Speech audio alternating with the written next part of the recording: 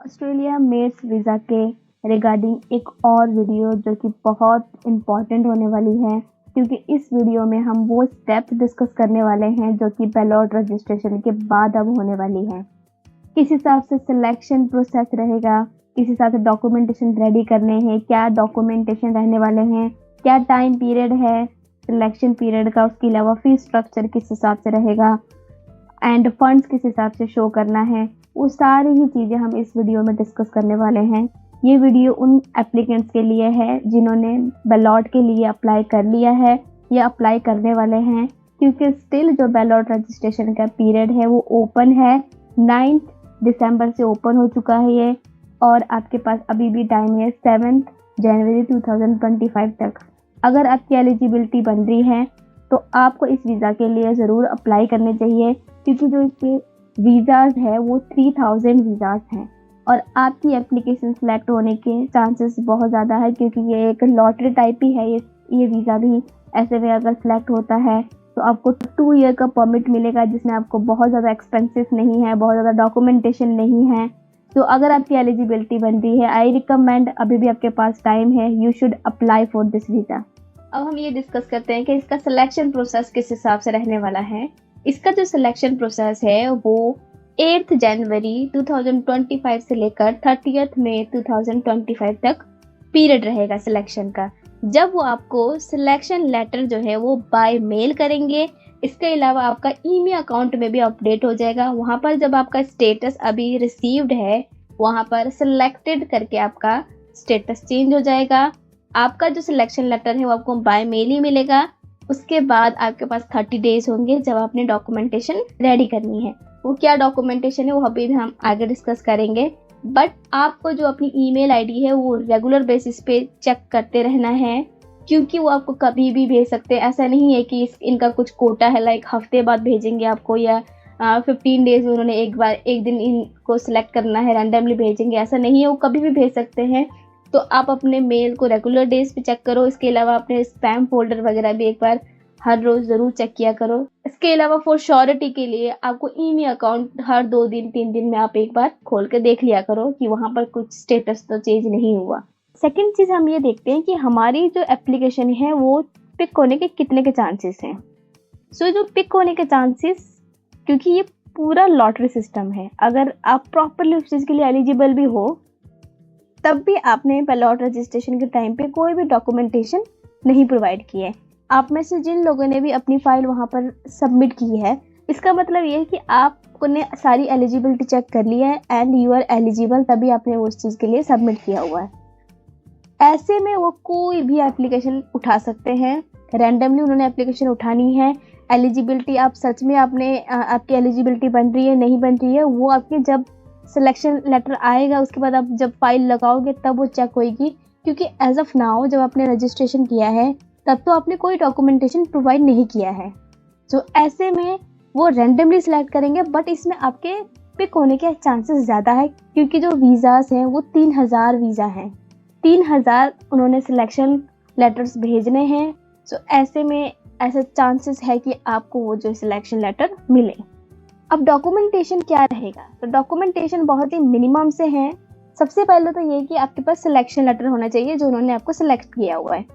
Second चीज़, आपके पास Indian passport होना चाहिए, जो आपने डिटेल्स बैलॉट रजिस्ट्रेशन के टाइम पे डिटेल्स उनको प्रोवाइड किया है, वही पासपोर्ट आपके पास होना चाहिए।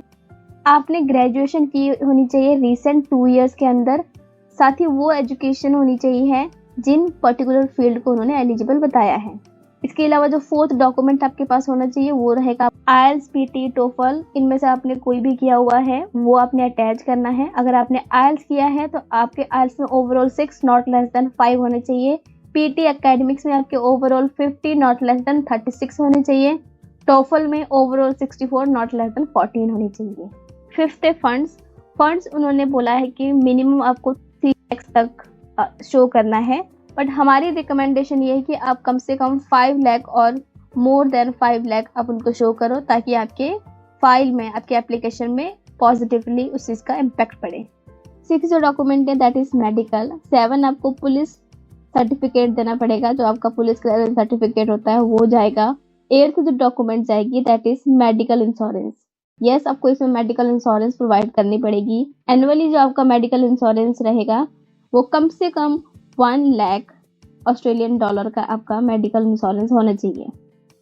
इसके अलावा जो फैक्टर्स कुछ और है वो है आपकी जो फाइल है वो कभी रिफ्यूज़ नहीं हुई हो ऑस्ट्रेलिया से। अगर आपकी पहले प्रीवियसली कभी ऑस्ट्रेलिया से रिफ्यूज़ हो रखी है तो आपका इसमें दिक्कत देगी, क्योंकि वो चीज़ उन्होंने एक्सेप्ट नहीं करेंगे। नेक्स्ट है कि आपने जब ये फाइल अप्लाई करनी है तब आप आउटसाइड ऑस्ट्रेलिया होने चाहिए। इनसाइड ऑस्ट्रेलिया आप इसके लिए अप्लाई नहीं कर सकते हो। थर्डली, आपने कभी पहले मेरिट्स के लिए अप्लाई ना किया हो। अगला है आपकी जो एज है वो 18 से 30 के बीच में होनी चाहिए जब आपने बैलॉट रजिस्ट्रेशन के टाइम अप्लाई किया था। ये तब की बात हो रही है जब आपने अप्लाई किया था। सिलेक्शन के टाइम पे अगर आप 31 भी हो रहे हो तो कोई इशू नहीं है, बट रजिस्ट्रेशन के टाइम आप जो है वो 30 के अंडर होनी चाहिए।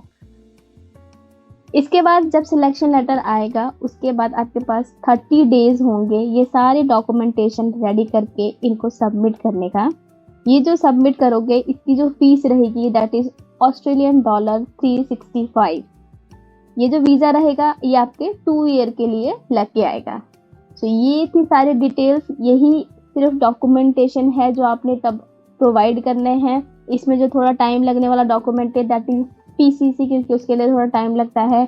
बाकी आपके पास सिलेक्शन लेटर आ चुका होगा, पासपोर्ट आपके पास ऑलरेडी है, एजुकेशन डॉक्यूमेंट्स आपके पास ऑलरेडी है।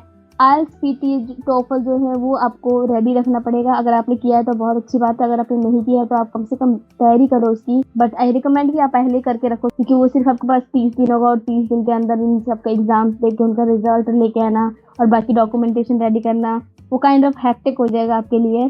सो वो आप उस हिसाब से चलो। अगले फंड्स आप ज़रूर थोड़े थोड़े रखो अभी से ही, क्योंकि ऐसा ना हो कि एक टाइम पे आप सिर्फ 5 लाख रख रहे हो और कल आपके अकाउंट्स में बिल्कुल कम थे एंड अचानक अगले दिन आप 5 लाख रख के वो दिखा रहे हो, उसका भी आपको नेगेटिव इम्पैक्ट पड़ेगा आपकी फाइल में। तो आई रिकमेंड कि आप थोड़ा अमाउंट इसमें ऐड करते रहो, सो दैट कि वो एक साथ ऐसा ना लगे कि आपने एक साथ उस चीज़ को दिखाया है। आप उसको मेंटेन करके रखो। बेसिकली आई रिकमेंड कि आप मेंटेन करके रखो, क्योंकि आप 6 मंथ के स्टेटमेंट लगाओगे तो वो जो 5 लाख है वो बैलेंस बना के रखें। वो इस तरह से अपने स्टेटमेंट्स उनको प्रोवाइड करने। मेडिकल आप कहीं से भी बुक कर लेना, आप बुक कर सकते हो वहाँ पर सारी लिस्ट दे रखी है पैनल फिजिशियन की, वहाँ से आप जैसे वहीं से आपको डॉक्टर्स की लिस्ट मिल जाएंगे, वहाँ से आप बुक कर सकते हो। पीसीसी के लिए थोड़ा टाइम लगेगा, मैंने आपको ऑलरेडी बता दिया है। मेडिकल इंश्योरेंस आपने मैंडेटरी है, ये आपने देना ही देना है। So these are the only documentation. So इसके अलावा अगर आपको कोई भी कंफ्यूजन हो किस हिसाब से रहेगा आगे तो आप प्लीज़ मुझे कमेंट सेक्शन में बताना। इसके अलावा आप हमारे सोशल मीडिया पेजेस में भी हमें कांटेक्ट कर सकते हैं। सो आई होप कि ये वीडियो आपको पसंद आई हो। वीडियो अगर पसंद आई हो तो अपने फ्रेंड्स को ज़रूर शेयर करें, वीडियो को लाइक ज़रूर करें और चैनल को सब्सक्राइब करें ताकि कोई भी आप इस तरह की इन्फॉर्मेशन मिस ना करो। Thank you so much.